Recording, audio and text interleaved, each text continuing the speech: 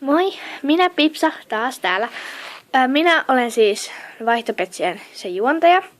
Ja nyt tulin vain ilmoittamaan, että osa petseistä on vaihdettu ja että osa niistä on siis mennyt. Ja näytän myös, että mitä minä vaihdoin. Niin voitte vähän katsoa. Tällainen. Tän mä vaihdoin yhteen flamingoon, mikä ei kyllä ollut siinä videossa. Otin sen vaan mukaan.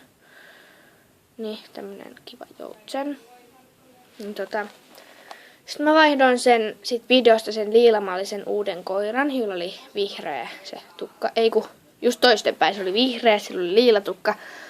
Niin tämmöiseen reppuun. Voin vaihtaa myös johonkin tavaroihin, mutta tavaroiden pitää olla järkeviä. Ja sitten mä vaihoin siihen...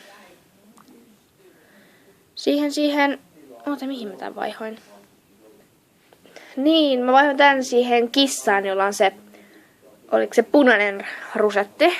Tän mä vaihoin siihen. Et ne on sitten mennyt.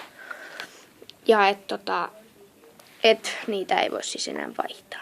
Toivon todellakin, että joku niistä haluaisi vaihtaa niitä petsejä, koska haluaisin ne kyllä nyt todella vaihtaa.